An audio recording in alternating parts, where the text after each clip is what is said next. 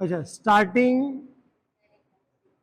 Characteristics of DC shunt motor.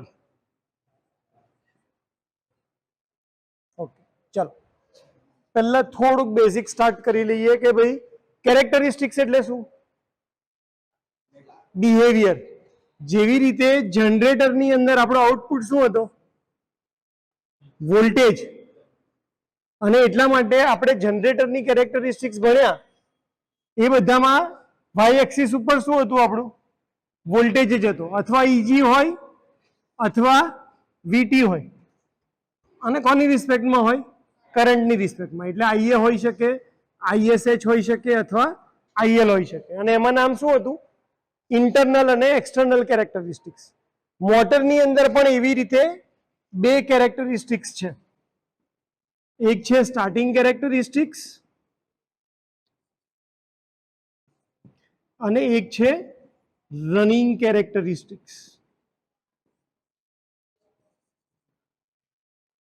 કોની characteristics જોવાની છે આપણે? મોટર. તો મોટરની અંદર આઉટપુટ શું હોય? મિકેનિકલ એનર્જી, એટલે કે ટોર્ક અને તમારી સ્પીડ. અને એટલા માટે આપણા આની જે કેરેક્ટરિસ્ટિક્સ છે મોટરની, એમાં બધામાં વાય એક્સિસ ઉપર હંમેશા શું આવશે? અથવા ટોર્ક અથવા સ્પીડ, અથવા ટોર્ક અથવા સ્પીડ આવશે. અત્યારે આપણને શું પૂછ્યું છે? કઈ કેરેક્ટરિસ્ટિક્સ પૂછી છે? સ્ટાર્ટિંગ કેરેક્ટરિસ્ટિક્સ પૂછી છે. તો સ્ટાર્ટિંગ કેરેક્ટરિસ્ટિક્સ આવે torque versus armature current, IA. જેવી રીતે મેં એપ્લિકેશનનું શોર્ટ ફોર્મ બનાવ્યું હતું એ વખતે મેં આનું બી એક શોર્ટ ફોર્મ બનાવ્યું હતું કે ભાઈ ટીની નથી. શું રાખ્યું હતું? ટીની નથી.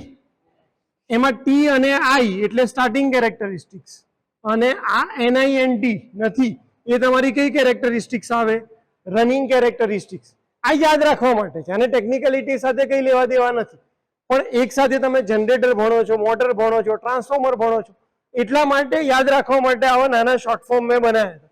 એમાં ટીઆઈ કોની છે? સ્ટાર્ટિંગની કેરેક્ટરિસ્ટિક્સ. એટલે અત્યારે મારે શું ડ્રો કરવાનું છે?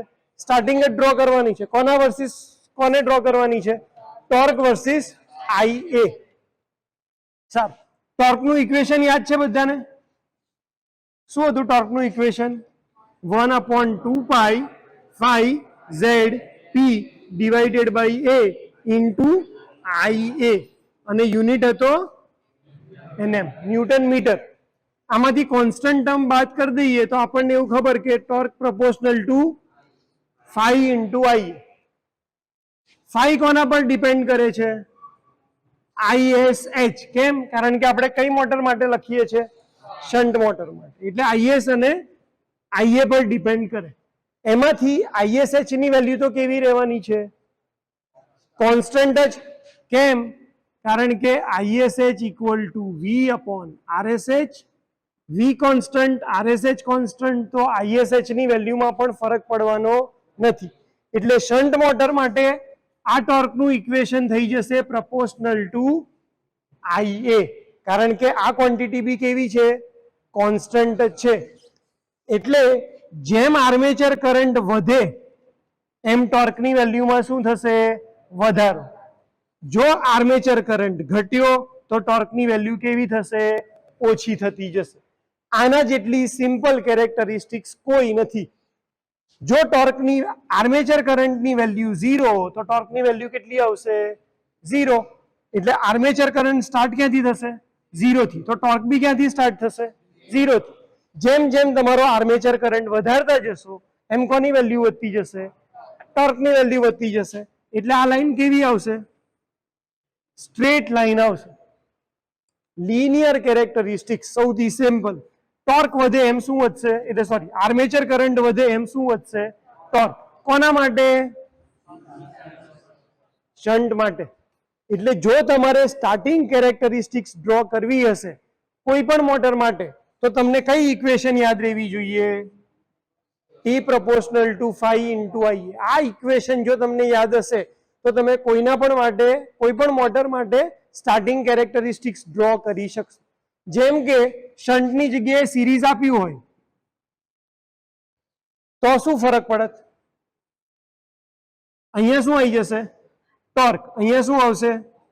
IA. હવે આ ઇક્વેશનમાં ISH ની જગ્યાએ, કારણ કે તમારે આનો આન્સર લખવાનો છે એટલે અત્યારે હું આ બોક્સ અલગથી બનાવું છું, જે લખતા નહીં, ખાલી સમજવા માટે કે ભાઈ ટોર્ક પ્રોપોર્શનલ ટુ આપણી ઇક્વેશન પહેલા બેઝિક લખી દઈશું. શું આવશે? 5 ઇન્ટુ IA. 5 શેના લીધે પ્રોડ્યુસ થશે સિરીઝ મોટરમાં? IAC ની લીધે. સિરીઝ મોટરમાં IAC અને IA કેવા હોય? સરખા. એટલે ટોર્ક પ્રોપોર્શનલ ટુ શું થશે? IA into IA. એટલે ટોર્ક પ્રોપોર્શનલ ટુ શું થઈ જશે? IA square. એટલે એમાં કેરેક્ટરિસ્ટિક્સ કેવી આવશે? સીધી વધતી સ્ક્વેર. 1 નો સ્ક્વેર 1, 2 નો સ્ક્વેર 4, 3 નો સ્ક્વેર 9, 16, 25, 36, 49, 64, 81, 100, 121, 144, 169, 196. કેવો વધશે? બહુ જ વધારે પેટર્નમાં વધશે, ફાસ્ટ. તો આ કેરેક્ટરિસ્ટિક્સ કેવી આવી? જ્યારે શન્ટમાં કેવી છે? પણ આ મને ક્યારે આવડી? જ્યારે મને કહું ઇક્વેશન પરફેક્ટ સમજ્યું છે ટોર્કનું. તો ટોર્ક પ્રોપોર્શનલ ટુ 5IA આ ઇક્વેશનનો યુઝ કરી અને આપણે કઈ કેરેક્ટરિસ્ટિક્સ ડ્રો કરી શકશું? સ્ટાર્ટિંગ. જ્યારે રનિંગ કરવાની હશે એમાં સ્પીડ વાળું ઇક્વેશન આવશે, પણ એ ક્વેશ્ચન લેશું ત્યારે સમજશું. આટલા સુધીમાં કોઈને ડાઉટ છે? લખી લો.